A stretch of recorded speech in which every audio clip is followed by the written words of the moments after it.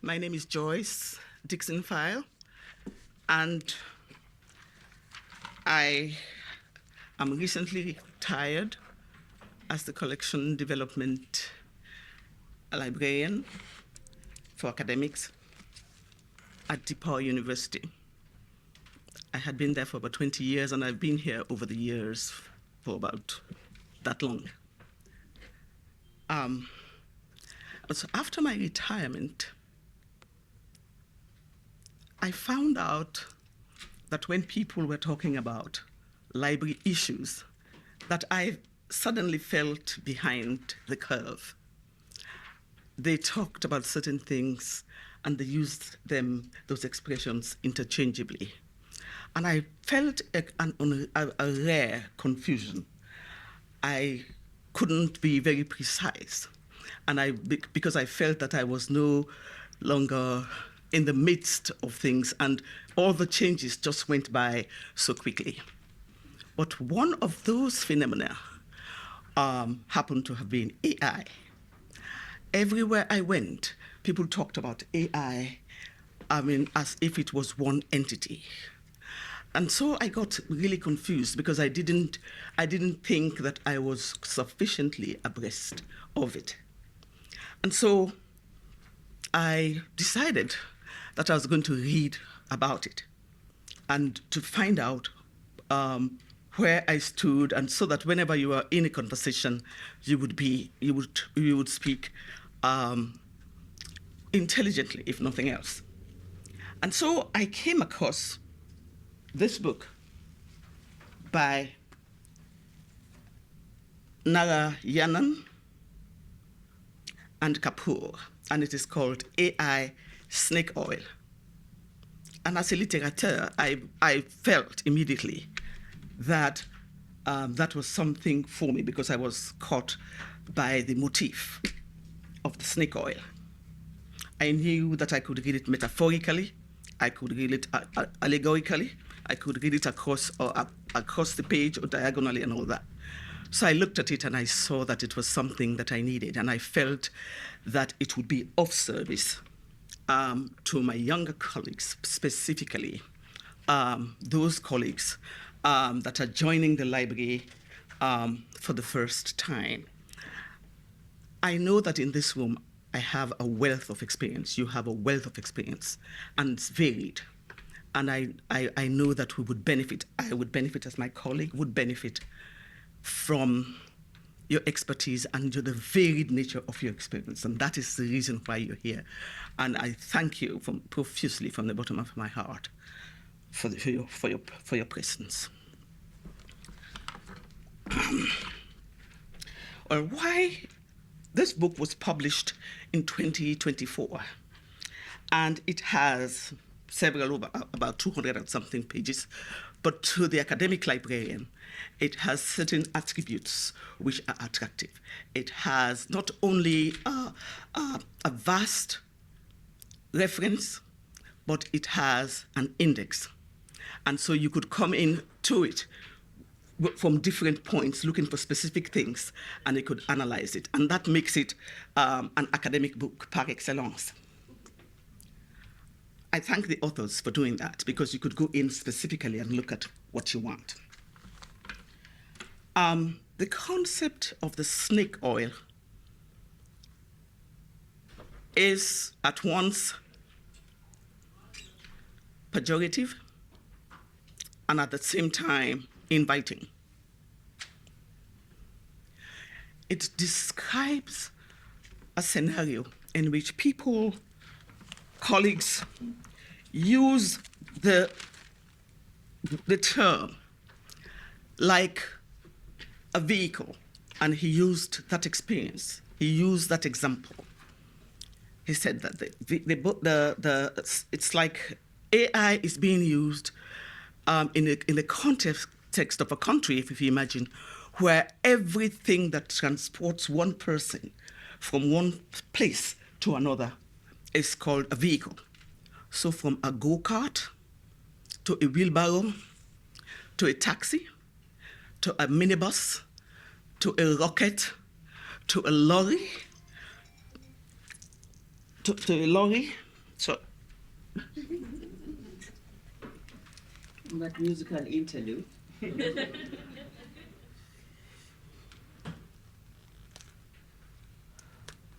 so a lorry would be a vehicle. And so imagine you going into a dealership, and you're talking about movement, and you're talking about speed, and you're talking about involvement of your vehicle. Are you talking about a go-kart? Are you talking about a bus? Are you talking about a minibus? Well, that is how they codified the concept of the AI, that it's a ball of confusion because we tend to use it interchangeably and we tend to approach it as a single entity, which it is not. From the ensuing conversations that he had, he talked about the indistinguishable references that are made, like he would talk about a bike and a truck and rockets, and that we ought to educate ourselves about the confusion that is inherent in not knowing about the specific vehicle that is in question. Similarly, like what he was saying, that if you went into the bank and somebody said, oh, we are using AI, that's a different technology from somebody in the university who is looking at students' grades, or somebody who is looking at the incidence of something that happened in the university, one phenomenon that happened in the university. And so that was a word of caution for me, which sort of caused me to sort of point to this book. And so it is because of that we're inviting you to lend us your expertise that we understand this book, so that we can sort of educate the new student, the new graduate who just got a job, who has a new job and is going to a library. And you know, as much as I do, that anyone going into any library is walking into a place which is customized individually. And the customization of the technology in the library depends in large measure on the level of that institution's endowment. They can afford A and not B. They can afford A and B. They can afford A, B, C, or D. And so that in itself constitutes a gold mine and constitutes a minefield for the new librarian. So I wanted us to help the new librarians through our various points of experience, from the discussion that will ensue, to let them know what red flags to look for, how they are going to customize use that particular environment, use those specific tools to maximize their input. And finally, we're going to look at how it affects the bottom line. The bottom line for the new worker is job retention. And in the recent past, we have a lot of people worried about job retention. Apart from the arbitrariness of the decisions, apart from the politicization of the environment, apart from the polarized situations, you have a situation in which certain entities, certain employers have come to use the AI as a tool to eliminate certain jobs. And I wanted us to look through those lenses and see how, through this book, we're going to identify that snake oil and what we can tell the new librarian who goes in and how he or she should equip himself or herself with what tools to be able to survive in the terrain. You know as well as I do that the library itself as an entity can be a snake pit. So if you have you find yourself in a snake pit, and you find yourself dealing with something that has been described as a snake oil, you know that you have to keep your antennae up. And so that is the reason for this meeting. For us, don't think that you do not have experience. You do have a lot of experience. I really, and we respect the experience of the practitioner, because during practice, you learn more than anything that you can learn theoretically. And so that is the reason why we are using this today, and for us to identify what those pitfalls, those snake oil units are, and how the new person is going to identify it. And for that, I pass the baton to my colleague. Thank you.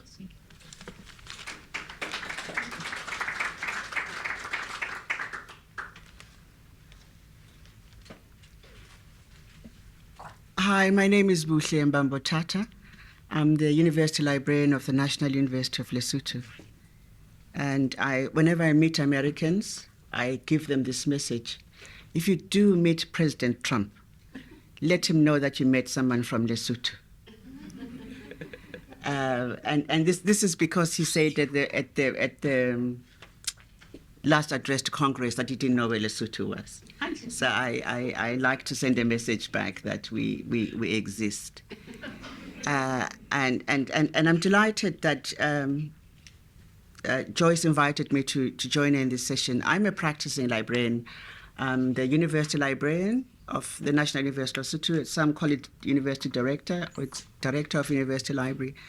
And I'm practicing, and I'm enthusiastic about AI and what it can do, and I'd like my team to be enthusiastic.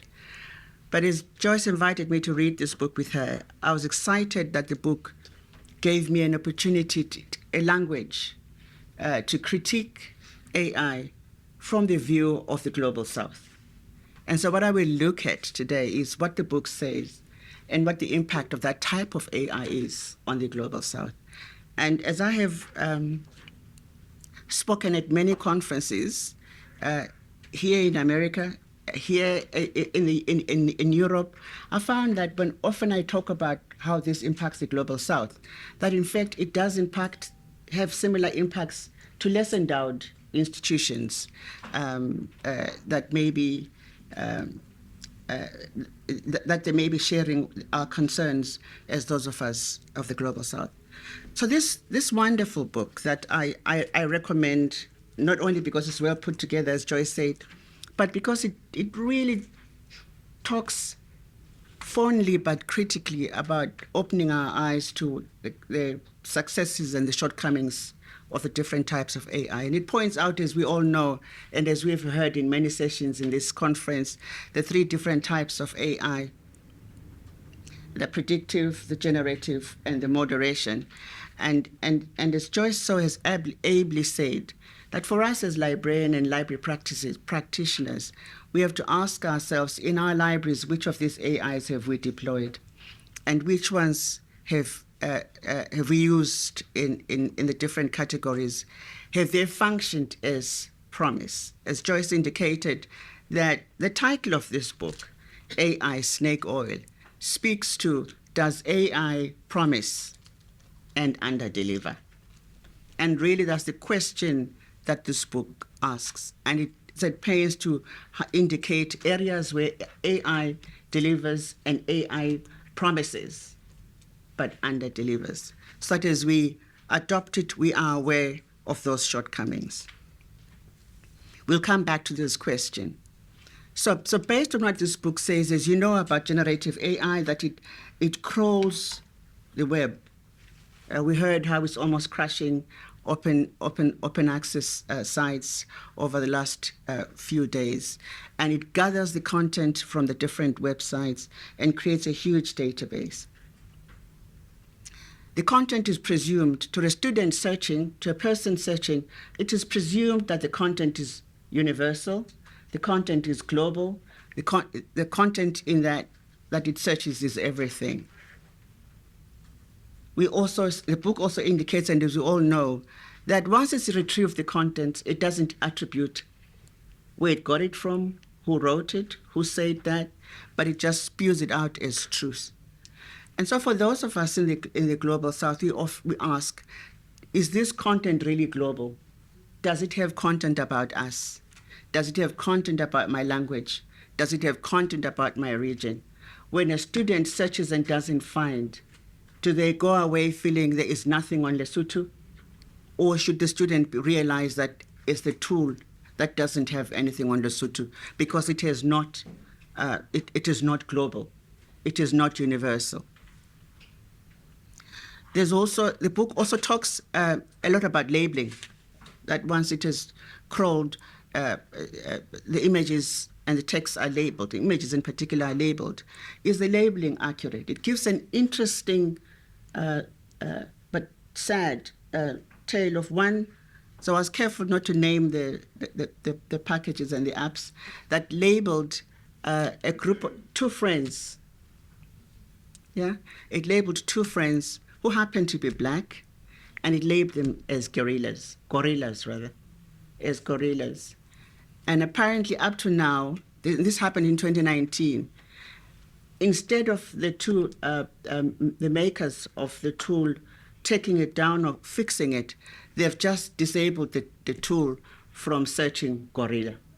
So you cannot retrieve any information on gorillas from that particular tool instead of fixing. So those biases that emerge like that, sometimes they are social biases, sometimes they are individual biases, are reflected in this tool. And so those of us in the Global South should, and I think for all of us, should really use these tools critically and question their universality or the claim to universality, and question the accuracy of what they spew out. And that has implications for us as librarians on what is the content of our AI literacy classes and the contents of our information literacy classes. Generative AI promises efficiency. Efficiencies in processing organization, processing data, processing this. It promises efficiency in retrieval, scale of retrieval. But also what we have known, and the book also cites this, that some of the trainers of those tools are from less developed countries. And they are paid low salaries to do a difficult job, long hours, and that actually the process of the making of the tools can be exploitative. And so, much as we demonstrate against those who pollute the air, as institutions, as practitioners, we ought to be open to the things that are promised to ensure efficiency, that in fact, they may be tools for exploitation and therefore unethical. Generative AI has been used in some places, as well as the predictive, has been used for facial recognition. But in countries where there is dictatorships, the other day I was looking at a map of countries with dictatorships, and the colors of the maps keeps changing every day. And I found some pleasant surprises. In countries with dictatorships, facial recognition technology has been abused and used in surveillance, and have had the wrong people arrested.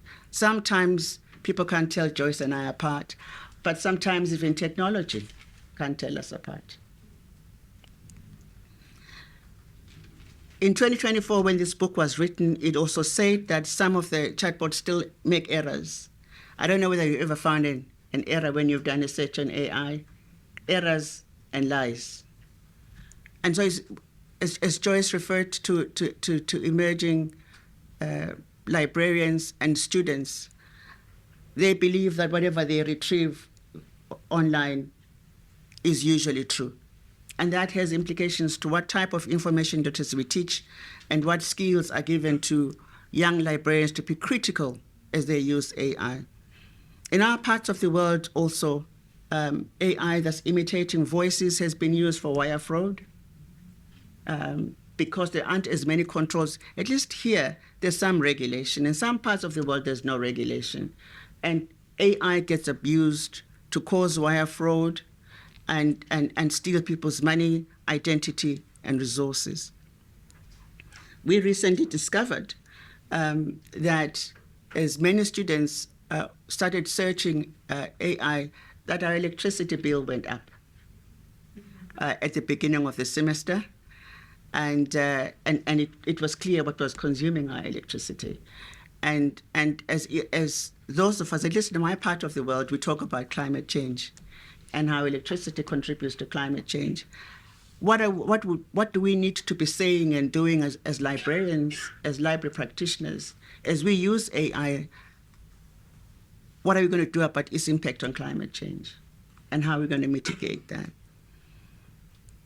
I think for me, the biggest shortcoming is that it is not inclusive and excludes half the world. Yeah. Predictive AI, on the other hand, have often been deployed, the book says, deployed without full development. And it promises that it will check subsistence, it will identify which patients, for example, are likely to get pneumonia, or which patients are likely to stay in hospital longer. But the data that's used is often faulty, and the tools are deployed even when they are not fully utilized. The challenge is that in my part of the world, when we buy tools like that, we don't even have the tools to check whether this tool has been adequately tested. And so we would buy tools that fail on implementation because they haven't been fully tested. And predictive AI can be wrongly used by governments, by institutions, to perpetuate social biases. The book also talks about a third category of AI, and that's the moderation. And it says it's used largely in social media, in moderating AI, social media. It also notes that it is an expensive exercise, requiring both human and technology intervention. However, the moderating AI does not speak my language. And so if somebody goes and speaks foul things in my language to my group of people, Facebook is not able to moderate it.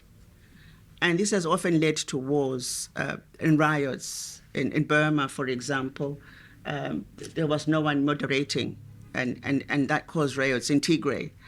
And so when we are talking to young librarians and to students, we need to make them aware of that. Not everything that AI promises that is going to moderate all social media is going to moderate and exclude violent and hate language.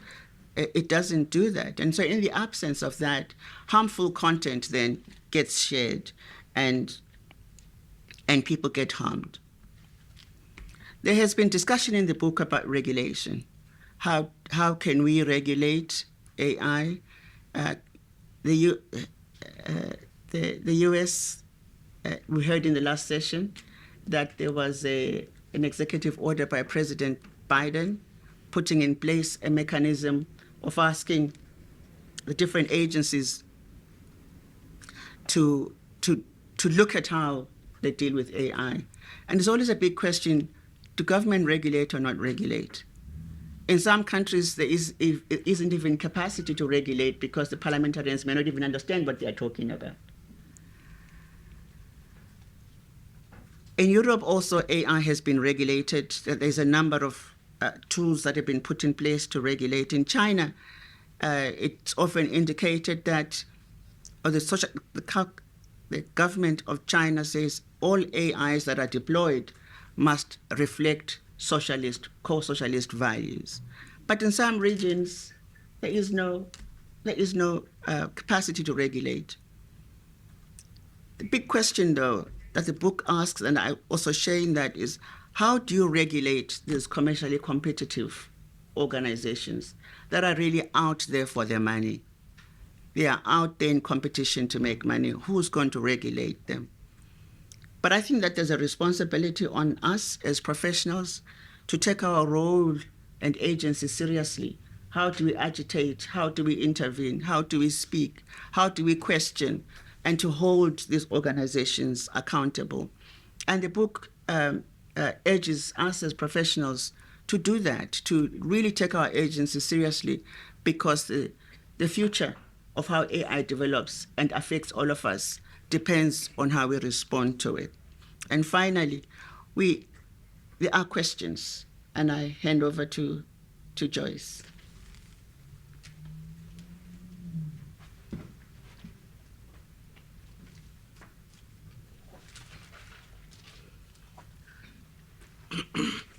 As I said earlier, the impetus for this book depends to a large extent on the introduction of the new librarian. I know of what I speak because while I was head of collections, academic collections, I noticed that the new librarians who came in the academic setting needed a lot of guidance. First, in navigating the academy, core academy, and second, navigating the job. So my first point that I want us to discuss, and I'm giving it to you, I wanted us to look at the first thing that bothered me was predictive AI. For a person of color, there are many ramifications, there are many indications. But the first thing that struck me was facial ID. Facial identification wreaks havoc on the lives of anyone at this moment, but to particular sectors of the community. So what would you tell a new librarian going in, and how is she going to handle somebody who comes in and he has to access that information by facial ID? Please think about it. The second thing I'd like you to look at is financial inequality. I come from a university, DePaul University, that's richly endowed. It's quite a small university, but there's nothing it cannot buy. In terms of our databases, in terms of our licenses, they can buy it, you just name it. But in the third place, you have not only facial recognition, but there is that specific